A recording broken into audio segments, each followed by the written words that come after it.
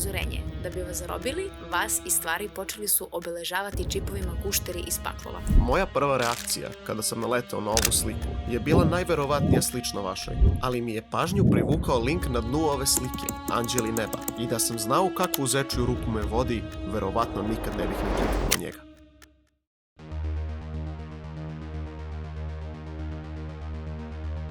Ulaskom na link, prvo ste dočekani nizom različitih slika raznovrsnih poruka. Ljubite se i volite.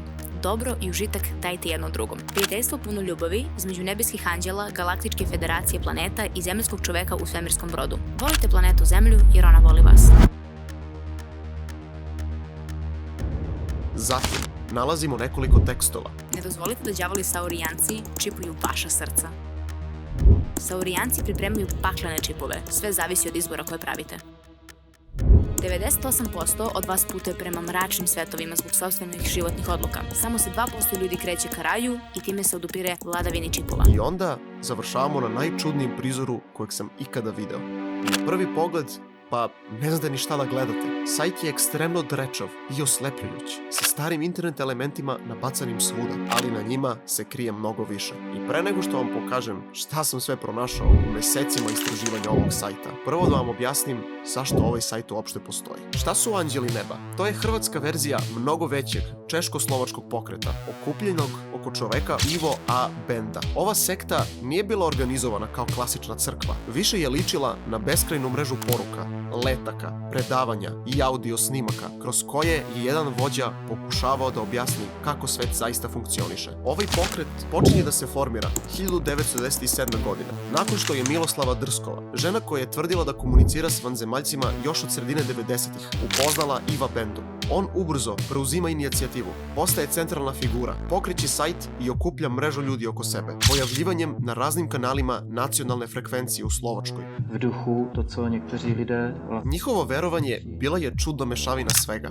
U centru sistema nalazili su se dobronamerni vanzemaljci sa Plejada, posebno Aštar, Šeran i Pta, koji navodno nadgledaju zemlju sa brodova u orbiti. Njihovo učenje govori da ako čovečanstvo ne promeni smer, dolazi katastrofa. A ako promena ne stigne na vreme, za duhovno podobne već su spremili evakuacione brodove, ako se desi katastrofa i kraj sveta. Aštara Šerana možete prepoznati jer se i dan danas može vidjeti na internetu u vidu čoveka sa Agarte. Šire gledano, njegovo ime ulazi u NLO kontaktističku tradiciju još od 1952. godine. Tek kasnije, Aštar postaje figura koju razni kanali, medijumi i pokreti preuzimaju i prilagođavaju. U verziji Anđela neba, Aštar je duhovno biće više svesti. Komandant velike kozmičke flote poreklom iz Nirbue, odnosno Venere u trećoj dimenziji. On je bio u direktnom kontaktu sa Bendom, koji je nakon toga dodao inicijal A u svoje ime, zbog Aštara. Neke od stvari koje pišu o njemu na sajtu Anđela neba su: on izbija ljubav, mudrost, skromnost, strpljenje, ali i strogost i odgovornost. Kosmički čuvar,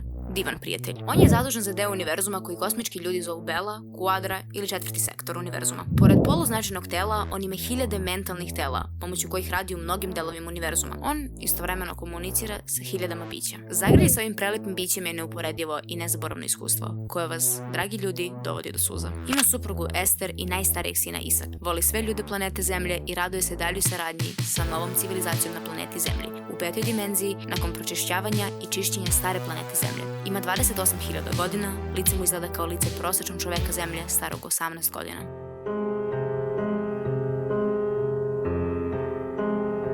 I sada dolazimo do njihovog sajta. Preveden na bezbroj jezika, sadrži po 1000 stranica teksta, knjiga, 1000 slika, filmova i pesama koje čujete trenutno u pozadini. Na sajtu nalazimo informacije, kao da je češki jezik najrazvijeniji jezik na planeti Zemlji i da to znamo po svetlosnim informacijama raja i da pozitivni ljudi puni ljubavi ovaj jezik nauče sa lakoćom, jer im za to pomažu kozmički vanzemaljci. Također na delu za kontakt Ivo Bendu možemo kontaktirati preko maila, ali kao što on kaže, preferira kontakt preko svetlosti vašeg srca. Na sajtu isto možemo naleteti na bezbroj slika malih maca sa tekstovima poput: ljubite se i volite.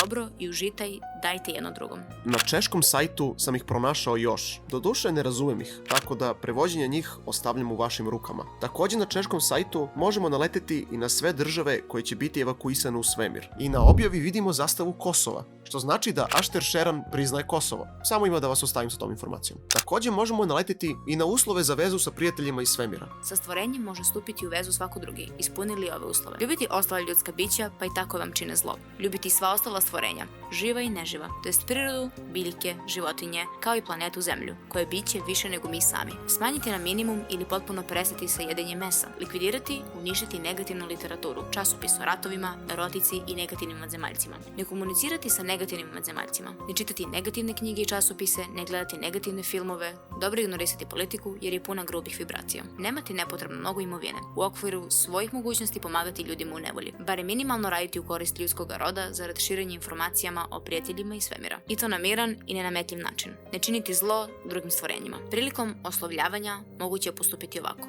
Dragi i ljubljeni moji stvoritelju, molim za uspostavljanje veze sa tobom, mojim prijateljima iz svemira, Aštarom, Ptahom i tako dalje. Pri tome je neophodno imati te najčistije misli i ljubav u srcu. Isto propagira da spasenje ne dolazi samo od ljubavi Isusa. Dolazi i od borbe protiv nevidljivog neprijatelja. Sile tame, reptila, guštera, negativnih vibracija i čipova. Na sajtu se također nalaze nekoliko interesantnih filmova. Neki preko pola sata. Uglavnom kako tvrde da prikazuju svemirske letelice vanzemaljaca ili kao videi koje treba gledati dok se meditira, ali postoji jedan film koji je privukao najviše moje pažnje.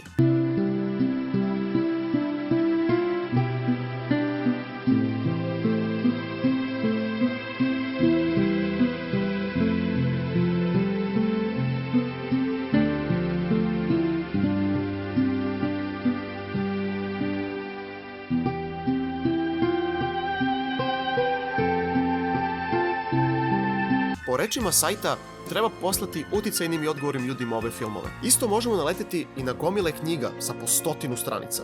Tako da, ako je neko još više motivisaniji od mene na istraživanju ovog sajta, može pročitati ove tekstove i otkriti nam istinu naše planete. Ova sekta se reklamirala svuda po Evropi, ali što se Srbije tiče, ako pretražite Anđeli nebo u srpskim vestima, naletit ćete na 3 artikla, 2 od kojih su vezani za sektu. Govore da se u Novom Sadu 2012. desilo da su građani nalazili letke sekte u sandučićima. Također imamo i snimak dnevnika koji je pitao nekoliko Novosađana šta misle o ovoj sekti. Sudeći po odgovorima naroda, kampanja nije bila toliko uspešna. Iako izgleda kao kičasti propagandni materijal nekakve dečije organizacije, ipak se radi o letku jedne verske sekte koja je osnovana u Češkoj još pre 20 godina.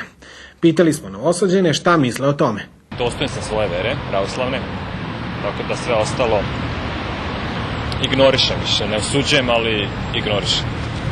Pa ne moramo da uzimamo ozbiljno sve što nam stigne u sanduče, jel? Sajt Anđela neba je toliko fascinantan iz više razloga. Kao vremenska kapsula u sebi čuva gotovo sve što je internet mogao da proizvede u svom početnom i najčudnijem dobu. Ekstremno drečavu grafiku, kult ličnosti, intrigantne slike, gomile teksta, apokaliptične rokove i obećanje da se pravi izlaz iz svega nalazi odmah iza sledećeg linka. I na ovome ima da vas ostavim. Ako sami želite da istražite dalje, znate na koji link da kliknete. Ako vam se dopao video, pretplata i like mnogo znači.